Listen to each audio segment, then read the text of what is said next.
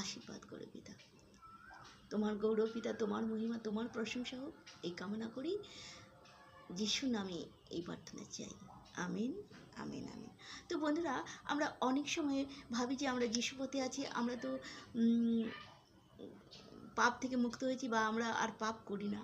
তো বন্ধুরা, আমরা সবাই পাপী। তার মধ্য থেকে কিছু কিছু মানুষের ব্যবহার ঈশ্বর পাপী বলে গণিত করেছেন। তাই হিতোপদেশ 6:12, 13, 14, 15 কি বলেছেন? যে ব্যক্তি পাষণ্ড, যে লোক অপরাধী, সে মুখের কুটিলতায় চলে, সে চক্ষু দ্বারা ইঙ্গিত করে, পদ দ্বারা কথা বলে, সে অঙ্গুলি দ্বারা সংকেত করে, তাহার হৃদয়ে কুটিলতা থাকে, সে সতত কুকল্পনা করে, সে বিবাদ খুলিয়া দেয়।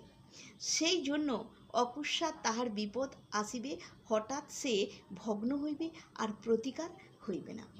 তো বন্ধুরা, আমরা যে কাজগুলো পাপ বলে মনে করি না, কিন্তু আমরা সেই কাজগুলো করে থাকি। তো ঈশ্বর এইসব কাজগুলো তিনি করতে নিষেধ করেছেন। তিনি বলেছেন যে একজন পাপী এবং অকর্মণ্য ব্যক্তি মিথ্যে কথা বলে এবং খারাপ কাজ করে, সে চোখ টিপে এবং হাত ও পায়ের সাহায্যে নানা ধরনের ইঙ্গিত করে লোকেদের ঠকায়। ওই ব্যক্তিটি দুষ্টু, সে সর্বদাই অপরের বিরুদ্ধে দুষ্টু পরিকল্পনা করে, সে সর্বদাই অশান্তি সৃষ্টি করে, কিন্তু সে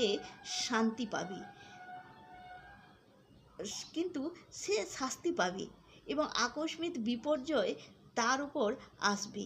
অকস্মাৎ সে ধ্বংস হবে এবং তাকে সাহায্য করবার কেউ থাকবে না। তো বন্ধুরা, কি বলেছেন যে একজন পাষণ্ড পাপী অকর্মণ্য ব্যক্তি, সে মিথ্যে কথা বলে এবং খারাপ কাজ করে, সে চোখ টিপে। যে অনেক সময় আমরা কথা বলতে, অপরের কথা যখন আমরা বলি, আমরা নাম না ধরে আমরা কী করি, চোখ টিপে কোনো কথা ইশারা করি। সে চোখ টিপে এবং হাত ও পায়ের সাহায্যে নানা ধরনের ইঙ্গিত করে। হাত ও পায়ের সাহায্যে ইঙ্গিত করা ঈশ্বর পাপ কাজ বলেছেন। আবার বলেছেন যে লোকেদের ঠকায়, ওই ব্যক্তিটি দুষ্টু, সে সর্বদাই অপরের বিরুদ্ধে দুষ্টু পরিকল্পনা করে। আবার বলেছেন সে সর্বদা অশান্তি সৃষ্টি করে, কিন্তু সে শাস্তি পাবে এবং আকস্মিক বিপর্যয় তার উপর আসবে, হঠাৎ বিপর্যয় তার উপরে আসবে। আবার বলছি